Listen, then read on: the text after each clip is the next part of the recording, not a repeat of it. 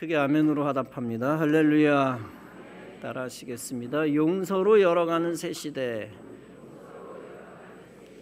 용서로 열어가는 새 시대라는 제목으로 말씀 전합니다. 기독교의 핵심 진리가 있습니다. 그것은 구원입니다. 구원이 무엇입니까? 죄로 죽을 수밖에 없는 인간이 하나님으로부터 용서받는 것입니다. 그로 인하여 죄 사함 받고 마귀 권세, 지옥 권세로부터 해방되는 것입니다. 그리고 하나님의 자녀 되고 천국 백성 되고 영생을 얻는 것입니다. 이 구원의 길에서 반드시 인간은 하나님으로부터 용서받아야만 합니다. 모든 구원은 용서에서 시작됩니다. 모든 구원받은 자는 다 용서받은 자입니다. 따라서 용서받은 자에게 거룩한 의무가 생깁니다. 그것은 용서의 은혜를 받은 자답게 살아야 한다는 것입니다. 다른 사람을 용서하며 살아야 한다는 것이죠.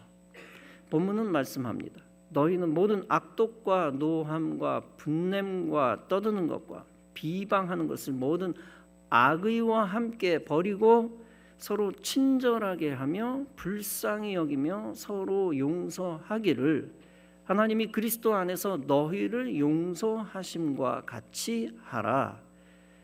이 말씀이 가르쳐주는 것이 있습니다. 그것은 용서는 그리스도인의 삶의 필수라는 것입니다.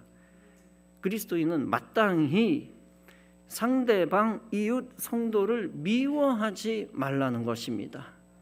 그리스도인에게 합당하지 않는 악한 분노의 마음도 버리라는 것입니다. 이웃을 영원히 원수로 남겨두는 일이 있어서는 안 된다는 것입니다. 마귀가 좋아하는 마음을 가지고 일생을 마무리해서는 안 된다는 것입니다. 그리스도인은 마땅히 그리스도를 닮아 남을 용서해야 한다는 것입니다. 그리스도인은 의무적으로 그리스도의 마음을 품어야 한다는 것입니다. 그 마음으로 남을 긍휼히 여기고 용서하고 사랑하고 품으라는 것입니다. 하나님이 기뻐하시는 마음을 가지고 인생을 마무리할 수 있어야 한다는 것입니다. 즉 용서로 인생을 끝내야 한다는 것입니다. 그것이 진정으로 용서받고 구원받은 자다운 모습이라는 것입니다. 어느 날 베드로가 예수님에게 질문합니다. 형제를 몇 번이나 용서해야 합니까? 사실 베드로는 7번 용서하는 것이면 많이 용서하는 것이다 라고 여깁니다. 그러나 마태복음 18장에서 예수님은 말씀합니다. 네게 이르노니 7번뿐 아니라 7번을 70번까지라도 할지니라. 즉 한두 번 용서하고 끝낼 것이 아니고 또 7번만 용서하고 끝낼 것이 아니고 490번까지 용서하라는 것이죠. 이것은 예수님의 약속이 숨어있는 말씀입니다. 용서하는 자를 주님도 용서해 주시겠다는 것입니다. 나도 너희를 다 용서했으니 너희도 남을 완전히 용서하라는 것입니다. 만약 한 번이라도 주님이 우리에게 이렇게 말씀하셨다면 어떻게 될까요? 이제 나는 더 이상 너를 용서할 수가 없다. 주님이 그런 말씀을 하셨다면 우리는 벌써 끝났을 것이고 이 자리에도 없었을 것입니다. 그러나 용서해 주시는 주님의 은혜 때문에 우리는 이 자리에 있는 것입니다. 이처럼 용서받은 우리는 마땅히 이웃과 성도를 용서해야 합니다. 종교개혁자 마르틴 루터는 수도사였습니다. 수도사는 원칙적으로 죄를 지으려 해도 지을 수가 없는 존재입니다. 왜냐하면 여자가 없으니 간음죄를 지을 수 없습니다. 사유재산이 없으니 도적질할 수 없습니다. 명예나 권세를 위해 출세해야 할 필요가 없습니다. 사실상 인간적 욕망의 노예도 될 리가 없습니다. 그럼에도 불구하고 마르틴 루터는 수도원 안에서 극히 괴로워합니다. 죄로 고민했습니다. 내 죄 하면서 가슴을 쥐어뜯고 고통스러워합니다. 그런데 아무리 고행을 해도 죄 문제가 해결되지 않습니다. 사람들이 당시 믿었던 일종의 미신 같은 신앙이 있었습니다. 그것은 스칼라 산타 성당의 계단을 오르면 죄사함 받고 구원받는다는 것입니다.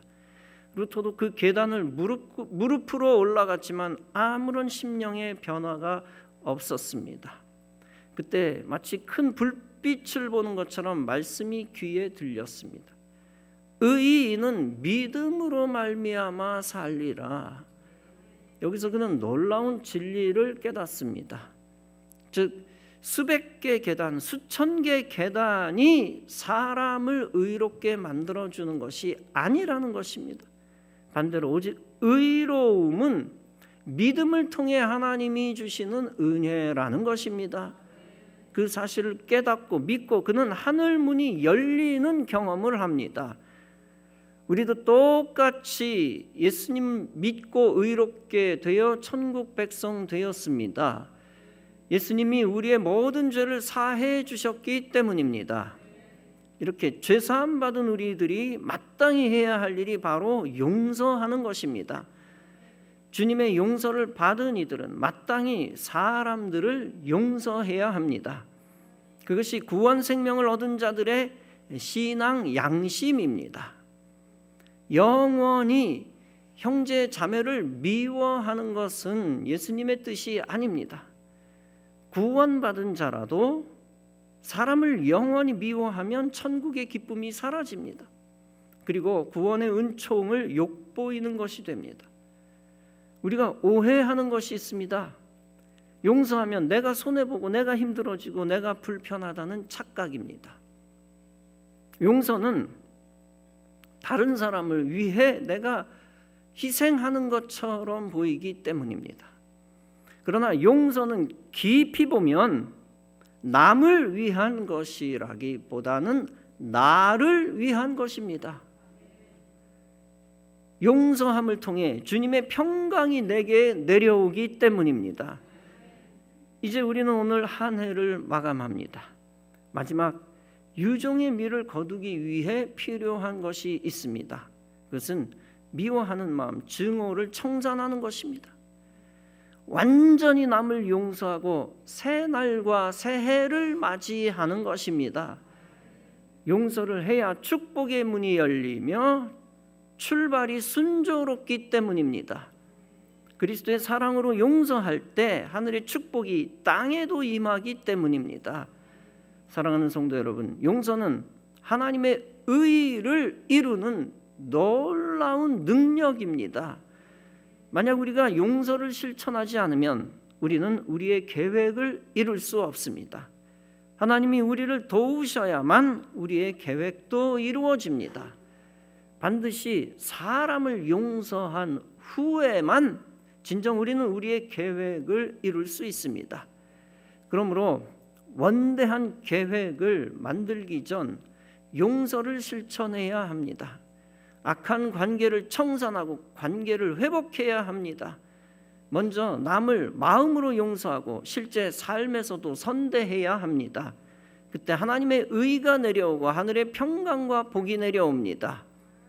그러므로 우리는 항상 날과 달과 해를 마무리할 때 용서해야 합니다. 그 후 축복의 자격을 회복하여 새날을 시작해야 합니다.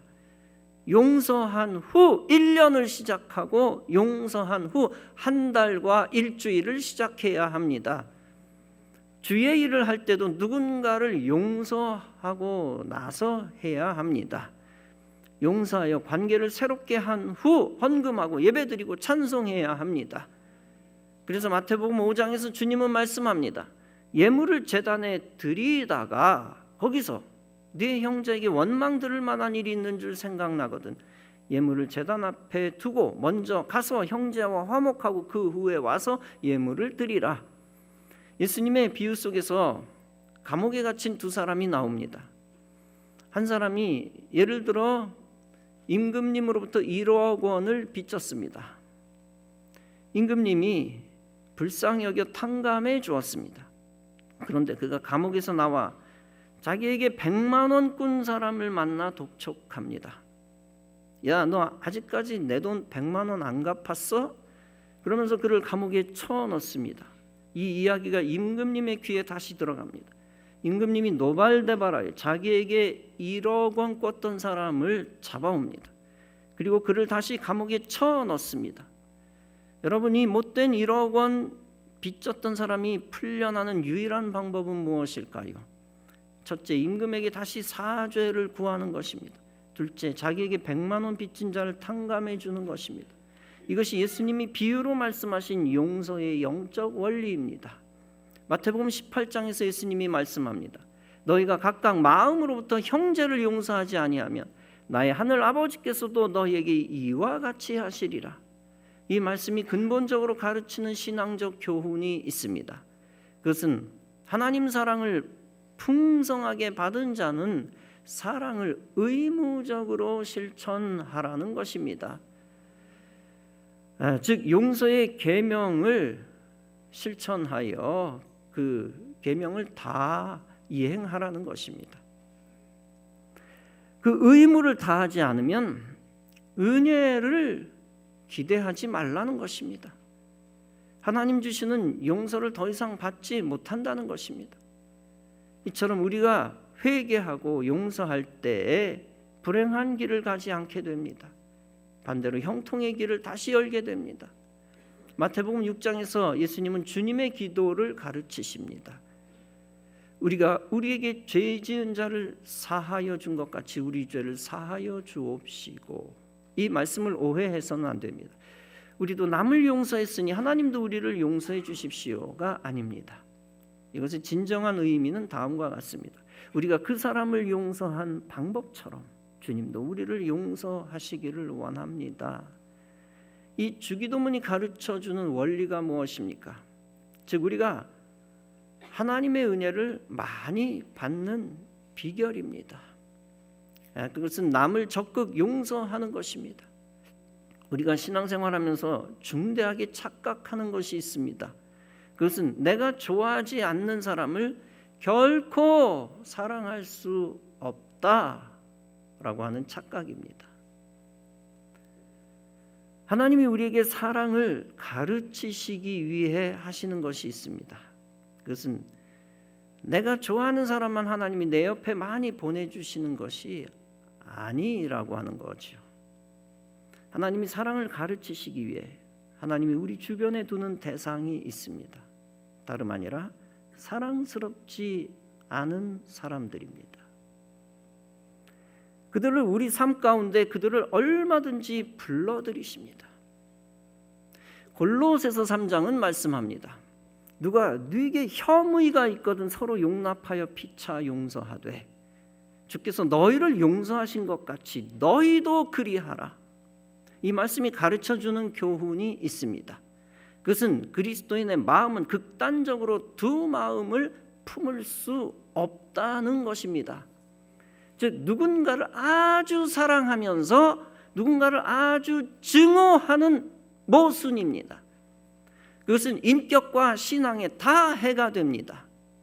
그리고 분노를 한켠에 놔두고 그리스도인은 온전함을 이룰 수가 없습니다. 인간이 분노하고 증오하는 것은 나름대로 정당한 이유들을 가지고 있습니다. 당연히 분노하죠. 당연히 증오하죠.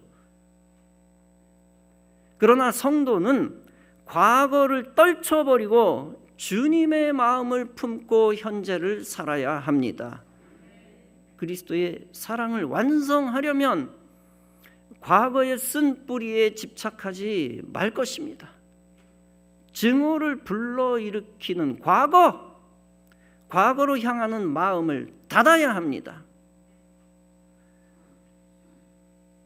그 후 나에게 해가 되었던 사람까지 용서해야 합니다. 그것을 인생 마지막 목표에 넣어야 합니다. 상처받은 여러분 입장에서 왜 여전히 그들을 용서해야 할까요? 그들이 용서받을 자격이 있기 때문이 아닙니다. 어떤 면에서 용서받을 자격이 없습니다. 그들이 용서받을 자격이 있기 때문이 아니다. 여러분 자신을 위하여 용서해야 하는 것입니다. 원한을 품는 것은 여러분 스스로 해치도록 방치하는 것입니다. 그리스도의 명령에 순종하여 용서할 때 온전한 마음을 회복할 수 있습니다. 그때 그리스도께서 모든 문제를 해결해 주시는 것입니다. 그리고 여러분은 하늘의 평안을 누릴 것입니다. 우리가 또한 착각하는 것이 있습니다. 그것은 사랑할 수 없는 사람을 사랑하는 것은 위선이라는 착각입니다. 그러나 성경의 진리는 그렇지 않음을 알려줍니다. 진정 믿음으로 행동하는 것이 사랑입니다. 믿음으로 사랑하면 사랑하는 마음을 주님이 주십니다.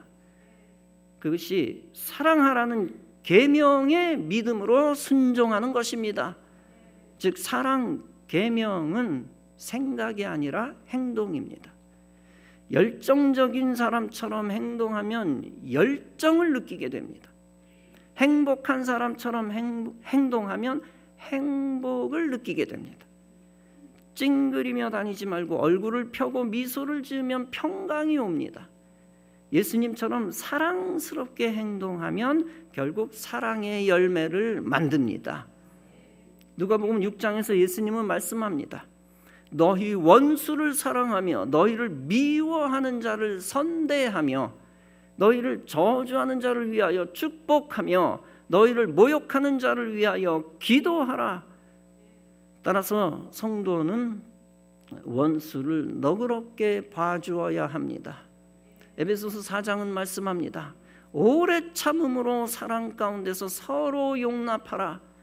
따라서 성도는 용납하는 마음으로 원수조차 그들을 위하여 기도해야 합니다. 다른 사람을 위해 기도하면 그들이 변화됩니다. 하나님의 선하심이 역사하시면 그들이 회개하게 됩니다. 그들이 여전히 변화되지 않아도 그들을 위해 기도할 때 우리는 성화됩니다. 왜냐하면 사랑은 성령의 열매이기 때문입니다. 마지막 유종의 미는 사랑으로 완성하는 것입니다. 그렇지 않으면 성령의 나머지 열매도 없습니다. 희락의 열매가 따라오지 않습니다. 사랑으로 마무리하지 않으면 성령의 열매가 없게 되고 희락, 기쁨의 열매도 따라오지 않는다. 여러분, 증오를 품은 채 더 나은 세상이 온다는 착각을 버려야 합니다. 사랑을 무시하고 어딘가 더 푸른 초장이 있다는 몽상에서 떠나야 합니다. 건너편에 더 나은 평화로운 초장이 있는 것이 아닙니다. 진실은 우리가 자비의 물을 주는 그곳이 진정한 푸른 초장이 되는 것입니다. 불평하며 감사하지 아니하고 용서를 실천하지 않고 낙원이 오지 않습니다. 저주하는 마음을 하루 종일 품고 작은 천국을 경험할 수 없습니다. 아무리 태양이 밝아도 증오하는 자는 지난밤의 어둠에 갇힙니다. 오직 용서할 때 새날과 새 시대를 열어갈 수 있습니다. 그리고 자연스럽게 지금의 황무지가 저절로 푸른 초장으로 바뀝니다. 근본 팔레스타인 무장정파 하마스가 이스라엘을 공격했습니다. 하마스 무장대원들이 학살을 자행하고 250명을 납치했습니다. 이스라엘은 하마스를 괴멸시키기 위해 가자 지구를 공격했습니다. 보복 공격입니다. 그 공격 중 크리스마스를 며칠 앞두고 비극적인 일이 발생했습니다. 이스라엘군이 자국민을 실수로 죽인 것입니다. 하마스에 납치됐던 이스라엘 인질 3명을 오인 사살한 것입니다. 그 인질들은 잡혀간 지 69일 만에 겨우 하마스 손아귀에서 벗어났었습니다. 그러나 이스라엘 같은 편에 의해 목숨을 잃은 것입니다. 그들은 남긴 음식으로 SOS를 써놓았습니다. 그런 만큼 마지막 순간까지 살아 돌아오려고 안간힘을 다했습니다. 그들은 하마스 대원으로 오해받지 않기 위해 애썼습니다. 자살폭탄 조끼를 입지 않았음을 보여주려 했습니다. 윗옷을 벗은 채 흰색 내의를 흔들며 구조 신호를 보냈습니다. 그런 노력이 물거품되며 사살돼 안타까움을 더했습니다. 이스라엘군은 그들의 노력이 하마스의 유인작전이라고 착각한 것입니다. 이스라엘군이 난데없이 나타난 그들에게 총격을 가했습니다. 히브리어로 인질들이 소리를 지르니까 지휘관이 사격 중지 명령을 내렸습니다. 그러나 이미 때는 늦었습니다. 이스라엘 포로였던 3명 모두 현장에서 즉사했습니다.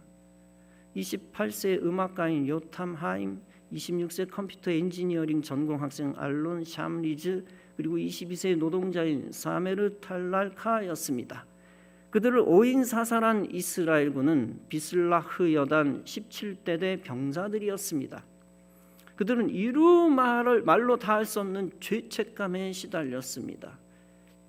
이제 누구를 위해 누구와 싸우는지 혼란스러운 아노미 상태에 빠졌습니다. 그런 병사들에게 지난주 음성 녹음 하나가 전해졌습니다. 죽은 인질의 어머니로부터 온 것이었습니다. 나는 요탐의 엄마입니다. 여러분을 많이 사랑하고 멀리서나마 여러분을 안아주고 싶어 한다는 말을 전하려고 이 메시지를 보냅니다. 일어난 모든 일은 결코 여러분 잘못이 아닙니다. 하마스가 아닌 누구의 잘못도 아니라는 걸 나는 잘 압니다. 어머니는 계속 이렇게 말합니다. 여러분 자신을 잘 돌보길 바랍니다. 여러분은 세상에서 가장 훌륭한 일을 하고 있어요. 우리 국민 모두 여러분이 안전하고 건강하기를 바라고 있음을 항상 기억해 주세요. 테러리스트와 맞닥뜨렸을 때 잠시라도 주저하지 말아요. 여러분은 인질들을 일부러 사살한 게 아니잖아요. 여러분 자신을 보호하는 것만이 우리도 지켜줄 수 있는 유일한 길입니다. 그러면서 진심 어린 당부를 했습니다. 가장 빠른 기회에 우리 가족을 방문하도록 초대합니다. 나와 요탐의 아버지, 요탐의 누이와 남동생, 어느 누구도 여러분에게 심판을 내리거나 화를 내지 않을 겁니다. 직접 만나 안아주면서 고통스럽고 슬프지만 말해주고 싶어요. 여러분은 그 순간 옳은 일을 했던 것이라고. 여러분, 세상에는 용서가 불가능한 관계가 많습니다. 그러나 그럼에도 불구하고 용서한다면 그는 예수님을 닮아가는 사람입니다. 그로 인해 하늘의 의를 이루는 자가 되는 것입니다. 고린도전서 12장에서 바울은 말합니다. 만일 한 지체가 고통을 받으면 모든 지체도 함께 고통을 받고 한 지체가 영광을 얻으면 모든 지체도 함께 즐거워하나니 너희는 그리스도의 몸이요 지체의 각 부분이라. 진정한 하나님 사랑은 성도의 행복과 고통을 함께 나누는 것입니다. 참 교회는 증오와 분노와 분열을 용납하지 않습니다. 많은 교회들이 둘로 쪼개집니다. 혹은 교회 안에서 부서 간 갈등이 심각하고 직분자끼리 원수 짓고 삽니다. 그런 교회는 진정한 교회가 아닙니다. 왜냐하면 교회 분열은 마귀가 좋아하는 일이기 때문입니다. 그런 일은 성도 사이에 용서가 없기 때문에 일어나는 일입니다. 반대로 용서의 계명을 알고 실천하는 교회는 분열되지 않습니다. 마귀에게 이용당하여 무너지는 교회가 되지 않습니다. 반대로 온전히 교회가 하나 되어 하나님의 비전을 이룹니다. 더 나아가 계명 안에서 하나 되어 하나님의 의를 이룹니다. 그러므로 한 사람을 용서하는 것은 그 한 사람만을 위한 것이 아닙니다. 한 사람을 용서하는 것은 나를 행복하게 하는 길입니다.